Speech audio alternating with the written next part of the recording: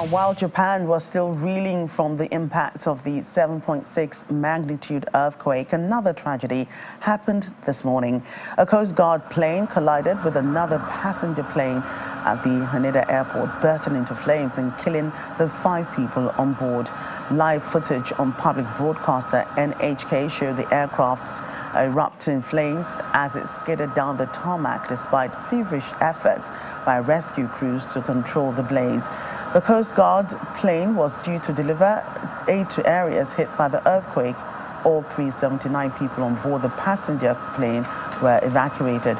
Airbus, the maker of the A350 passenger plane, which caught fire after colliding with the Coast Guard aircraft, has released a statement saying it's in contact with the operator, Japan Airlines. The statement adds that Airbus will communicate further details when available. Japanese Prime Minister Fumio Kishida has extended his condolences to those who died while trying to serve people in need in the Noto area of Ishikawa Prefecture.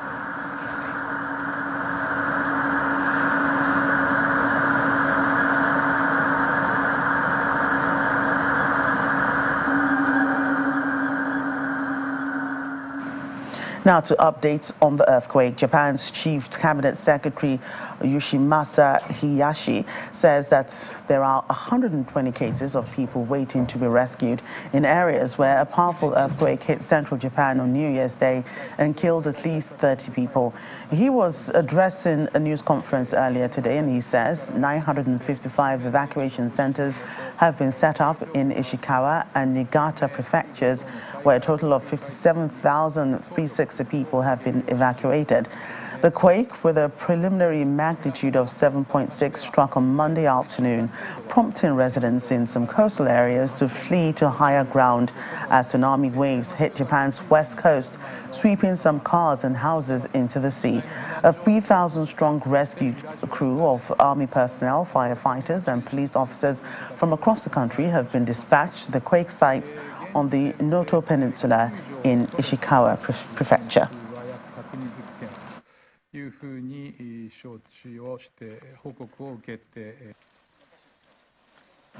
And more on the earthquake. Houses were overturned and roads were damaged or cut off in Ishikawa Prefecture's largest city of Kanazawa due to a powerful earthquake that hit central Japan on New Year's Day. Local workers were seen earlier clearing a roadblock from rocks and landslide. The quake also damaged the road leading to the entrance of a local high school. Thousands of army personnel, firefighters and police officers from across the country are already trying to reach the worst hit areas in the Noto Peninsula. However, rescue efforts have been hindered by badly damaged and blocked roads, and authorities say they are finding it difficult to assess the full extent of the damage.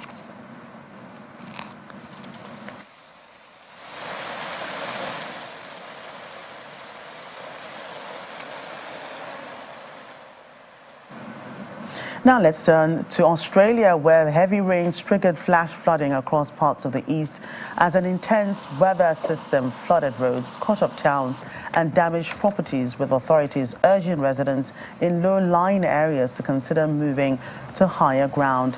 The northeastern New South Wales and southeastern Queensland regions were pounded by a wild weather system overnight, with several towns taking roughly a month's rainfall over 24 hours from Monday morning. More heavy rain was forecast on Tuesday morning, with totals set to exceed 250 millimeters more than the January average. Climate change has amplified Australia's weather extremes in recent years. The El Nino weather phenomenon, which can provoke wildfires, cyclones and prolonged drought, is also affecting the country during its December-February summer.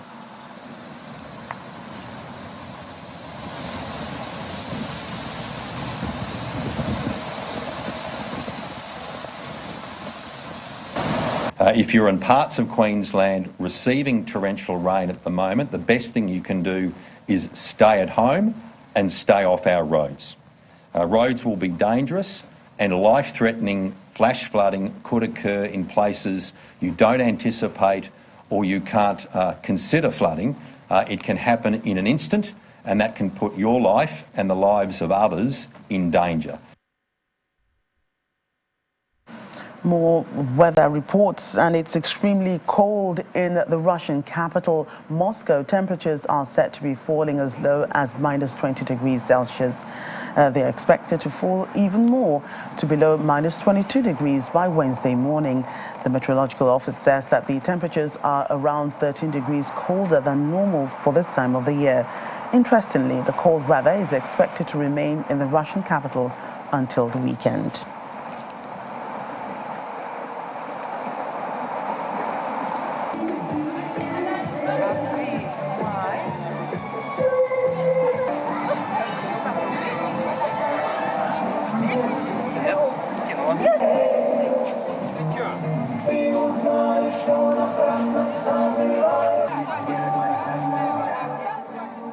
Now we're in Nigeria, where President Bola Tinubu has signed the 28.7 trillion naira 2024 budget into law, assuring the people that the budget will be efficiently implemented and vigorously monitored.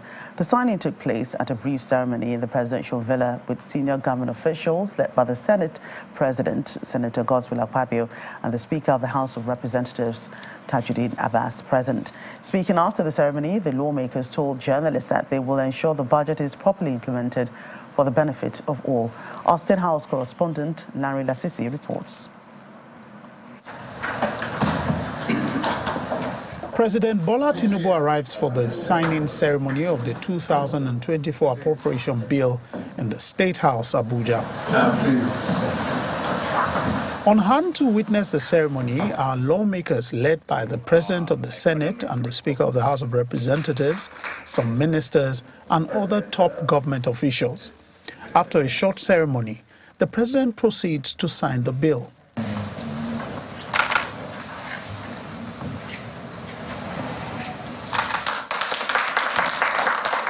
The President salutes the work done on the budget by the National Assembly with a priority on reducing the deficit and increasing capital expenditure.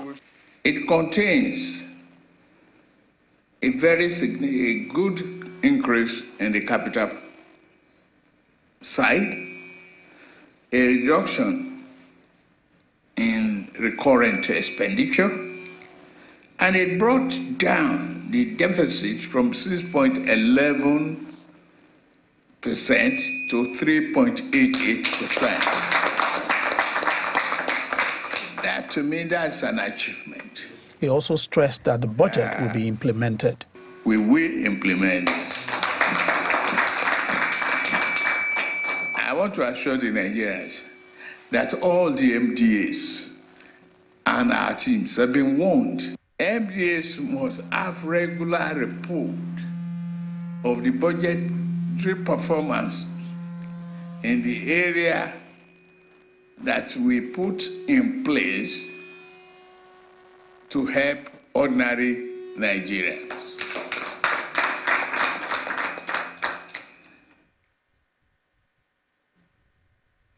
The goal is to promote efficiency, dedication, and accountability. If you cannot do that, you may have to leave us to do the job on your behalf. For the lawmakers, adequate oversight is necessary for the efficient implementation of the budget. They also applaud the President's action to address the controversies around ways and means. We will make sure that if there is need, that we also undertake joint monitoring of the implementation of the budget to ensure that, yes, nobody can tell us one thing in the chambers or in the green chambers and another thing in the red chambers. We will make sure that we monitor very well. And he has also assured us that he has passed the matching orders to them. Ours is to make sure that we do our job. Oversight, oversight, oversight. Landmark achievement we had was also approving the securitization of the ways and means, which has effectively brought to an end these controversial means and ways of borrowing money. And he has assured Nigerians that this will be the last of this kind of ugly incidents. The uniqueness of the budget is highlighted by the ministers who are confident of adequate funding. we are spending close to 11.4 trillion as capital expenditure, which is about 39% of the budget itself. I think this is almost the first in a very long time in our history. Equally, Mr. President said it today. One of the things that gave him pleasure was that this budget even provided 100 billion to provide school feeding for children. We're relying less on borrowing and more on revenue, and I think you have to take the two together. We are very optimistic that not only will this budget be funded adequately, but it will be funded on a timely basis as well. From all indications, these government officials appear very optimistic about the full implementation of this budget and its impact on Nigerians. From the presidential villa, Lanre Lasisi, Channels Television News. Away from the budget, the Minister of Interior, Mr. Olubunmi Tunji-Ojo, has demanded that the Nigerian passport regain its integrity in the international community. He was making that demand when he met with the leadership of the Nigerian Immigration Service in Abuja. Mr. Tunji-Ojo explains that security features on the passport are expected to guard against the issuance of passports to non-Nigerians. It's a few hours into the new year and the Minister of Interior is not prepared to observe the holidays in his plan to ensure the integrity of the nation's immigration document is protected. He convenes this special meeting with senior management of the ministry and the Controller General of the Nigerian Immigration Service to address some of the issues affecting the Nigerian passport. In all our offices now, we've been able to build 2 layers of internet network. So the first one, second one. So there's backup, there's redundant line. So we'll guarantee Nigerians a minimum of 99% uptime going forward. All passport offices across the country, we are changing all of them to modern Core i5, about 1 terabyte, right? Yes. So we are changing all hardware infrastructure, all. And we're also working on getting solar power in all our 48 centers in Nigeria. He reveals our plans to ensure the document is not issued to non-Nigerians. Never again will a non-Nigerian carry a Nigerian passport. That's the main point. You cannot come from anywhere else and think Nigerian passport can be purchased, can be bought, and at the end of the day cast aspersion on who we are. The Controller General of the Nigerian Immigration Service is optimistic that the solutions will speed up the application and issuance process. Deploying alternate source of energy like the solar and enhancing the capacity of the hardwares that we are now using in all our passport application centers, we definitely remove the technical hitches and power failures that usually result in the delay of our passport application process. After the speeches, a demonstration of the contactless passport application process is then presented. Afterwards, the minister took a tour of the command and control center of the E-Gate across the airport. Nigerians can begin to hope that the latest innovations will make the process of accessing the nation's international passport efficient and more effective. Elsewhere on the continent, Somalia has described an agreement that landlocked Ethiopia made with the self-declared Republic of Somaliland over sea access as an act of aggression. Somaliland seceded from Somalia more than 30 years ago, but is not recognized internationally. It said that Ethiopia agreed to recognize its independence at some point in the future in exchange for military access to the coast. Ethiopia has not confirmed this aspect of Monday's contentious deal. Instead, the office of Ethiopia's Prime Minister Abiy Ahmed said it signed what is known as a Memorandum of Understanding to secure access to the sea and diversify its access to seaports. Mr. Abiy had previously described sea access as an existential issue for his country. His national security advisor also said on X that the arrangement could enable Ethiopia to access a leased military base on the sea, but gave no further details of the agreement.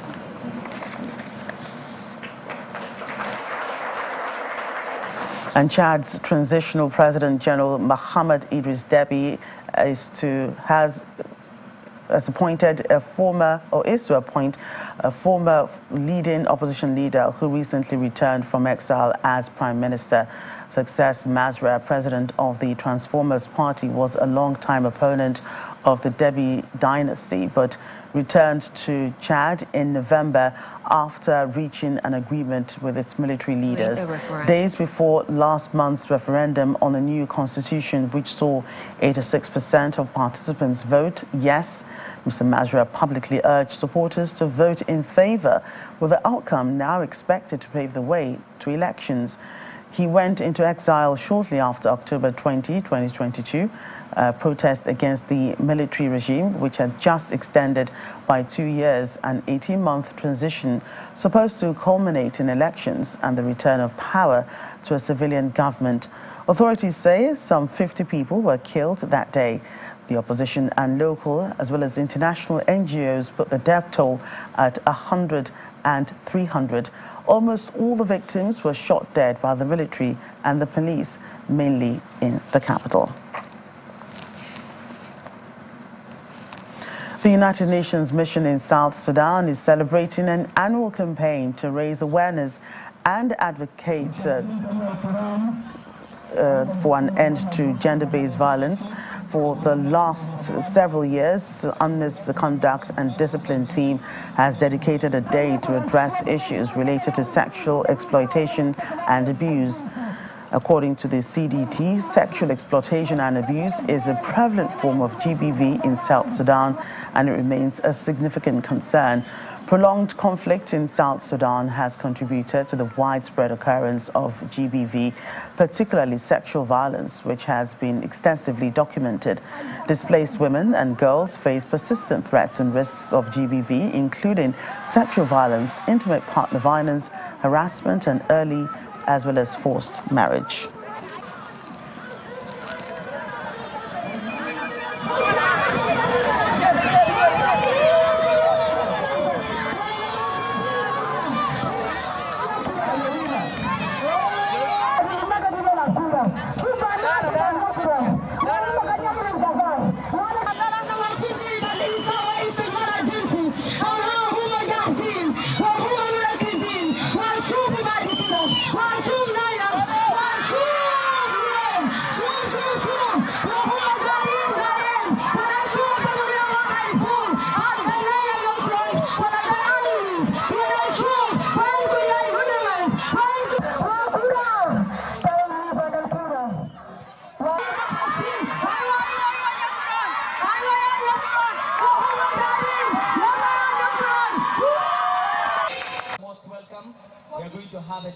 When we roll out to a community, when we roll out to a country, it means that there is already vulnerabilities.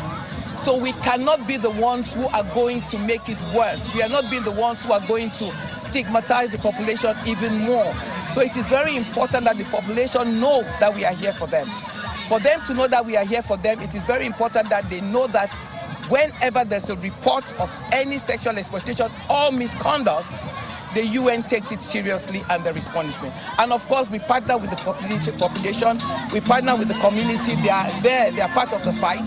So they know what it is, they know how to report, and we work with them when it comes to sensitization, which is what we are doing. We are working with them, sensitizing the population.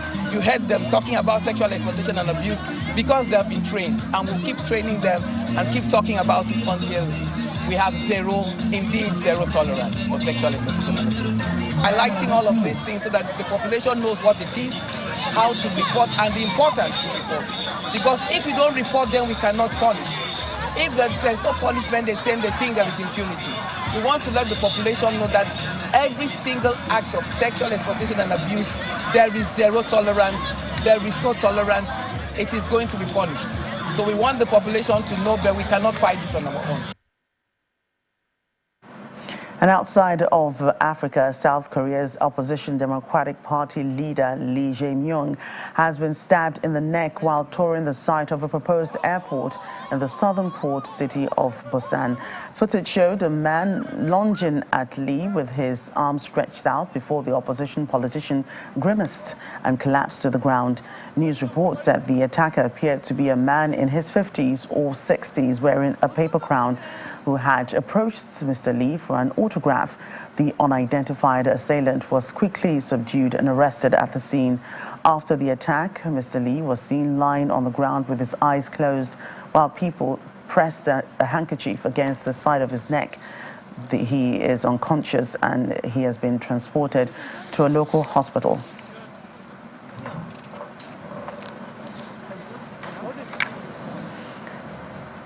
Meanwhile, police have now identified Mr. Lee's attacker as a 67-year-old man who used an 18-centimeter knife bought online. Busan police official Son Jae-han did not provide more details on the suspect, but said his motive is being investigated. Local media say that the police will seek the charge of attempted murder against the assailant. A former governor of Gyeonggi province, Lee, narrowly lost to conservative Yoon, a former chief prosecutor in the 2022 presidential election. He has led the main opposition party since August 2022. Lee is currently on trial for alleged bribery stemming from a development project when he was mayor of Cheongnam near Seoul. He has denied any wrongdoing. South Korea's next parliamentary elections are slated for April.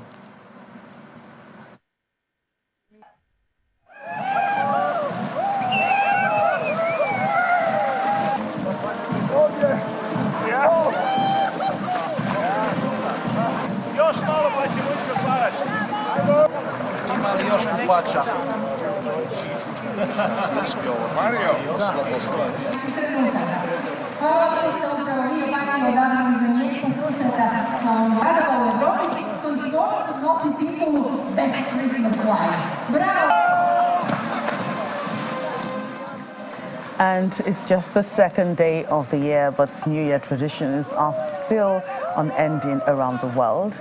And for some in Europe, it's perfectly normal to take a cold plunge. That's what people in Croatia did in keeping up with tradition. Dozens of swimmers, both local and tourists, took to the cold waters of Adriatic in Opatija to make a fresh start to the new year with the traditional Kokali swim on Slatina Beach, most wearing traditional striped bathing suits and Santa Claus hats. With the water temperature around 15 degrees Celsius, it was actually those watching on the cliffs who probably felt the coldest, shivering at 9 degrees Celsius, but at least wrapped up in warm clothing as they watched the brave swimmers brace the cold. For some of the tourists, however, the water wasn't too cold at all, not compared to the lakes in the Alps. According to one man who said that they had traveled from Austria for a second time to take part in the Croatian fun.